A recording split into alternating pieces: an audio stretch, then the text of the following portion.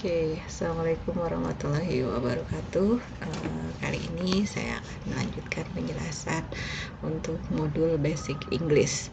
Oke, hari ini penjelasannya akan mengenai Unit 10 is Symptoms of Body, Giving Opinion and Suggestion. Jadi mengenai terkait masih berhubungan dengan yang minggu lalu terkait gejala-gejala yang dialami oleh tubuh ketika mengalami penyakit, tapi kita fokusnya bagaimana memberikan opini dan juga saran. Oke, outline-nya pertama bagaimana memberikan saran, kemudian memberikan juga making suggestion. Jadi lebih ke saran dan rekomendasi lah ya dari seorang yang sakit. Oke, kita akan discuss terkait conversation. Ini ada conversation antara A dan B, mungkin A itu Ana dan B Benny ya kan. Okay, I will read the conversation. Hello Benny, this is me. How was your fever? Getting worse, and I also got cold and cough. It's already 4 days, isn't it? Yes, it is. I already take the medicines, but I'm not feeling better. What should I do? I think you had better take a rest a lot. And why don't you meet the doctors? You seem very ill. Okay, I will go to the doctors this afternoon. You ought to make an appointment first by phone to make sure the doctor is available. Thank you for your advice. No problem. Get well soon. Bye. Bye. Nah, oke, jadi di sini ada percakapan antara A, contohnya Ana, dengan B, Benny gitu kan. Jadi si Ana nanyain Benny, gimana kabarmu, gimana demam kamu? Dia bilang getting worse, semakin parah, dan saya juga menderita cold, demam ya, demam dan juga batuk. Oh, sudah 4 hari bukan? Isn't it kan? Bukan gitu, bertanya kan ya. Oh iya, saya sudah minum obat juga tapi saya tidak merasa lebih baik. Apa yang harus saya lakukan? Nah, ini dia minta saran kan. Terus si anaknya bilang, oh kalau gitu kamu harus benar-benar istirahat, istirahat yang banyak, dan kamu juga harus ketemu dokter karena kamu terlihat sangat sakit. Oke, I will go to the doctor. Jadi Benny setuju, iya saya akan ke dokter siang inilah. Terus saya nanya ngingetin, kamu harus bikin dulu harus bikin janji dulu by phone untuk memastikan bahwa dokternya available. Benny bilang oke, thank you. Kemudian no problem, get well soon and bye. Nah, bagaimana cara memberikan saran? Ada beberapa cara untuk memberikan saran.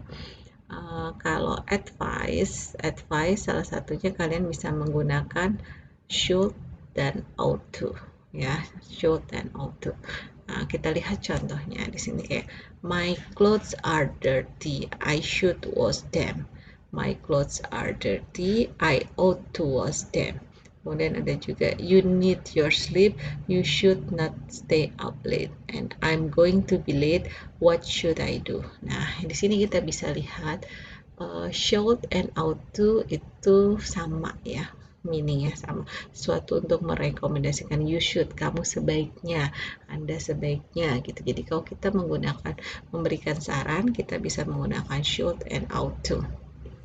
Kemudian should not, ought to is usually not used in the negative. Jadi jangan should not, kamu sebaiknya jangan, tapi lebih biasa kalimat positif dia. Kemudian kalau dia kalimatnya pertanyaan, should bentuknya itu should plus subject plus main verb. Ought to is usually not used in the question. Jadi kalau bentuknya pertanyaan kita menggunakan should gitu. Tapi kalau dia itu bentuknya negatif itu masih bisa should plus not, tapi kalau ought itu jarang digunakan untuk negatif ya. Jadi secara umum untuk kalimat positif should dan ought sama, hanya bedanya kalau kalimat negatif should dan not masih oke, tapi kalau ought itu jarang digunakan untuk negatif. Dan juga ought itu dia jarang digunakan untuk pertanyaan, jadi memang yang lebih sering digunakan itu should ya. Nah, kalau should untuk kalimat pertanyaan itu dia akan ada subjek dulu baru main verb. Makanya dari sini what should I do. Jadi kalau yang lainnya kan I should subject dulu kan gitu. Tapi kalau dia pertanyaan, should-nya dulu baru subject. Nah, itu bedanya untuk kalimat pertanyaan.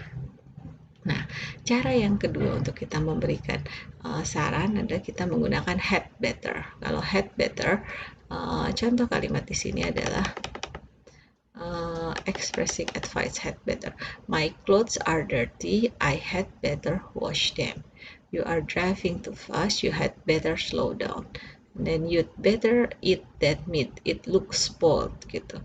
Nah, ini kita tahu kan misalnya kalau ini kan biasanya baju saya kotor, jadi saya harus mencucinya. Kemudian kamu ngebut banget, kamu harusnya lebih pelan.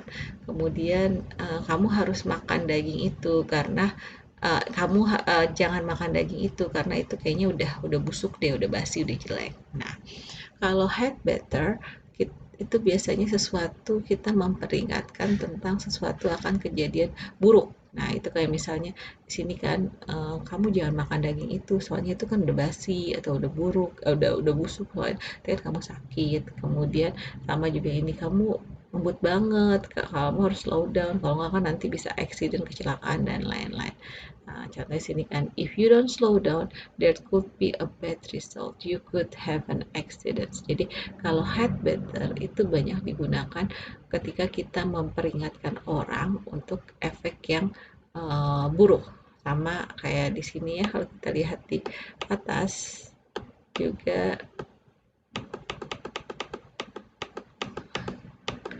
I'm not feeling better gitu loh. I think you had better take a rest a lot gitu loh. Jadi sesuatu kamu harus benar-benar istirahat banyak because you seem very ill gitu loh. Nah, di sini juga ada ought to. Nah, ini jadi had better. Jadi dia benar-benar kita ngasih tahu apa sih karena kok kelihatannya kamu sakit banget gitu loh. Jadi kamu benar-benar harus istirahat benar-benar kalau nggak nanti kamu sakitnya tambah parah gitu loh. Nah, kemudian setelah itu di sini making suggestion. Nah, kalau untuk memberikan saran, kita bisa menggunakan let's and why don't. Oke, contohnya, it's hot today. Let's go to the beach. It's hot today. Why don't we go to the beach? You look tired. Why don't you take a nap? Oke, jadi ini contoh cara menggunakan let's and why don't. Let's itu adalah do something. And why don't we do something? Why don't we itu juga sama do something karena kan why don't kenapa kita nggak melakukan sesuatu, they are used to make suggestion about activities for you and me. Jadi ini untuk memberikan saran tentang apa ya aktivitas untuk Anda dan juga orang lain. Why don't you atau do something is used to make a friendly suggestion, to make friendly advice.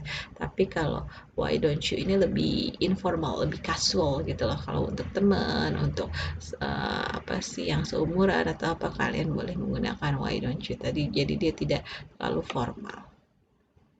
Oke, nah ini kemarin minggu lalu kalian sudah melaksanakan tugasnya secara sendiri berdua. Sekarang untuk tugas hari pertemuan ini kalian buat secara sendiri. Namun kalau minggu lalu hanya terkait gejalanya, gejala penyakit, kalian yang sekarang harus memberikan saran dari penyakitnya itu. Jadi kalian bisa lihat yang percakapan di atas itu tadi. Nah, kalian bentuklah lebih sesuai kreativitas kalian. Bisa dengan menggunakan penyakit ini mau diarrhea, cold, hypertension, gastritis, chickenpox. Bisa kalian tambahin yang lain ya. Boleh COVID, boleh typhoid, boleh hypotension, boleh anemia, any other semua jenis penyakit yang kalian tahu lah ya. Dan pastikan di percakapannya itu kan menggunakan expression sini, ada making suggestion, ada advice, menggunakan should, had better, atau let's and why don't gitu. Jadi pastikan yang sudah dipelajari juga kalian gunakan dari percakapan kalian. Oke, saya rasa itu penjelasan untuk unit 10. Saya rasa tugasnya juga tidak terlalu sulit, cuma ini tidak dikerjakan berdua, jadi kalian kerjakan masing-masing. Saya harap semua mengerjakan sehingga kehadiran kalian akan dinyatakan hadir dalam pertemuan ini. Oke, terima kasih atas perhatiannya. Saya tutup. Wabillahi taufiq wal hidayah. Wassalamualaikum warahmatullahi wabarakatuh.